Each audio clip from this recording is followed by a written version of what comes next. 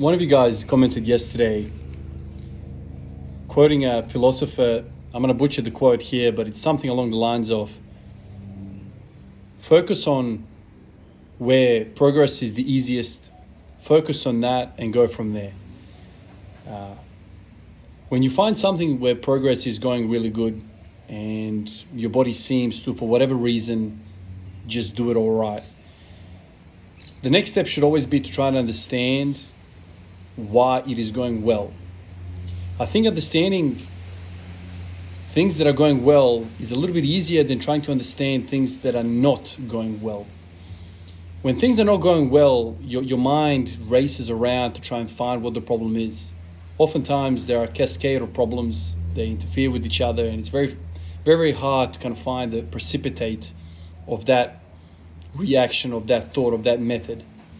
But when something is going right, it's almost like a happier thought, happier existence to think about that and try to do the positive aspect of solution.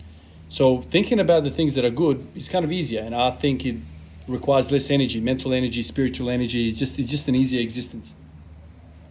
So for me, let's just say that bench press is going really well. I've kind of found something that's kind of clicking. Let's say in the next few weeks, next 3, 4, 5 weeks or whatever, I start to see some progress and I hit a couple of PRs in the bench press. Let's just say that happens. The very next thought in my mind is going to be, okay, let's look back and see what brought this on. What brought this on? Look at the push-ups, look at the dips that I did at the start of the year, look at the fact that I have not bench pressed the whole year until now. Look at all these different elements and put them together and try and make some sort of hypothesis that if I do push-ups, then I get better at this. If I do push-ups like this for this type of volume, then I get this out of the bench press. It's a lot better thought process. It's a lot better, a lot happier existence doing that than saying to yourself, okay, I haven't progressed on the deadlift for 6 months. What is the problem? What is the problem? And then you can kind of go down the path like I did. Try to do some deficit deadlifts, try to do some rack pulls, try to do some 45 hypers, try some GHDs, try this, try that, try abs, try all these different things and kind of beat around the bush. I know I brought up 2 different scenarios, and what do they have, or do they have anything to do with each other? Bench press success story and deadlift fail story. Well, judging by this philosopher, and I should have looked this up and I should have got the right quote from the fellow that commented, but judging by that type of thought, it's like, okay, find something that works, try and work out why it works, and then take that method, take that system and apply it to things that are not working well. Now, it's not easy to kind of work that out, right? But I feel like it's a better way to go about it. Focus on the positives and not the negatives. So if I say to myself, okay, the reason why I progressed my bench press is because I did a lot of push-ups. What's so special about push-ups? Well, I can do them for a lot of volume. It allows for huge amounts of volume because the scapula is free in space. It's not pinned down on a bench. So that has me coming back all the time. I have no trouble with my shoulders. I don't have trouble like I used to back in the day with the rhomboid pinching and locked neck and all that sort of stuff that I used to get with the bench press, and the fact that I freaking hate laying down on a bench for a workout. The fact that you can do push-ups, your core is engaged, you feel like you're planking there for a long period of time. If you're doing 1,000 freaking push-ups in a day, you've spent a fair bit of time in a plank as well. So the volume is great. It's really nicely recoverable. I feel my triceps, I feel my shoulders, I feel my traps, I feel my lats. Those last 2, probably less than the triceps. I feel my pecs, obviously. So all these different things. So then you can kind of break it down. Okay, so what's going on here? Well, can we make some sort of connections between the tricep and the quad in the 2 movements, the bench press and the squat? We've got the extensor for the elbow and extensor for the knee. The push-ups, what do they really cause me? Well, I get a lot of tricep activation, a lot of pec activation. So what's similar to a pec? Well, let's just say the glutes are the pecs of the lower body. So what am I getting here? I'm getting I am getting glutes and quads, and I'm getting pecs and triceps for lots and lots of volume with an exercise which allows easy recovery. Bodyweight squats. I'm not saying that this is correct, but what I'm saying is, and what the fellow is saying in the quote, is that find something that really kind of works with you for whatever reason. It's just, you might not like the exercise, you might like the exercise, whatever. If you stumble upon something that is working for whatever reason, study it. Study that. Study it and then try to work out what system is at play there and take that system and put it somewhere else where you're struggling. Yes, I know the upper body and lower body tend to be different. The volumes tend to be different because the muscles are larger, smaller, very, very different. The central nervous system innervation in a lot of these different body parts is also very, very different. So you can't treat wrist curls the same as, hip thrusts, right? Like, one is a very large muscle group, one is very, very small. One is built for endurance, one is built for strength and force production. So I thought that was really interesting. It kind of got me thinking down this track when I read that comment yesterday about that philosopher that said, focus on the things that progress comes easy and then go from there and then try and kind of work out why it's going. And now, intuitively, when I think back, that's kind of how I've done it. Now, I've had my psychotic moments where I've gone away from things that have worked in the hope of trying to study it even further.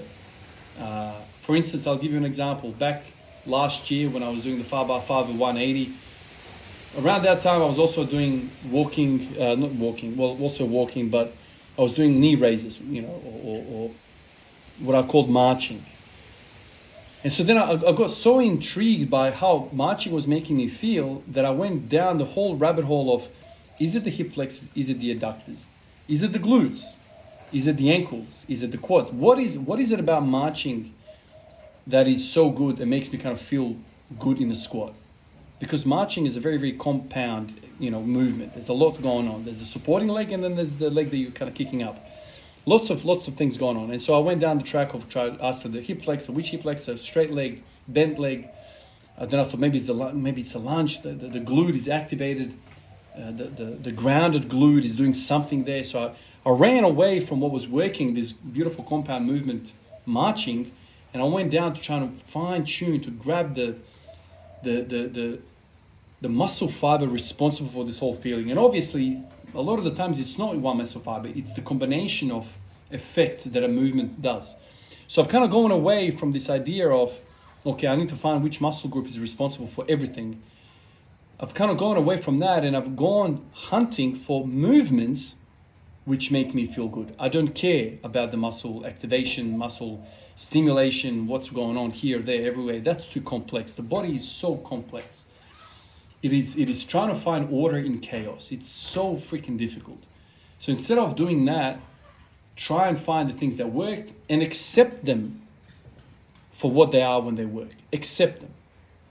You can you can think about it as much as you want, but don't deviate away from something that's good to you. And I know personally speaking, and I know the gravitational pull towards the intellectual stimulation that provides, running down the rabbit hole and trying to work out exactly what is the freaking atom of the atom of the atom of the atom that's responsible for this.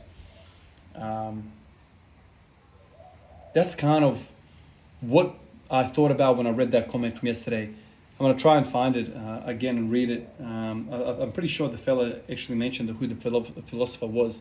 It's just such a happy thought to do that. I've made so many mistakes in my squat everyday journey, philosophically speaking, trying to, nail down this very specific thing and being stubborn, not accepting anything else, saying to myself, I'm not going to do anything other than squats for the next 6 months unless I hit a PR. Those types of thoughts have kind of plagued me, this extremism in my mind, thinking, I'm going to make a threat to myself. You're not doing this until you do this. These types of ideas where the reality of the situation is that the bench press could unlock something intellectually for you when you think about the squat. Because when you think about it, there's pulling and pushing, right? and there's a lot of similarity between a knee joint and an elbow joint. There's some similarities between a shoulder and a hip, right? Obviously, there's a lot of differences as well, but if you kind of break it down like that and you go, okay, so push-ups are doing me wonders, why? Why are they doing that? Could I make the distinction of, you know, the push-ups are helping my bench press? Why wouldn't the bodyweight squats help my barbell squats? Some interesting thoughts there, and it really kind of sparked my philosophy kind of talk in my own brain. I guess I'm in a long way trying to justify the thoughts of thinking about the bench press a whole lot. And you guys know that I'm not all too excited about it. But the moment I kind of introduce these types of thoughts, or maybe the bench press journey could unlock your squat. As crazy as that sounds, that gives a bit of a to the step of the bench press. I like it. I appreciate all of you guys, and I'll catch you in the next one. Peace out.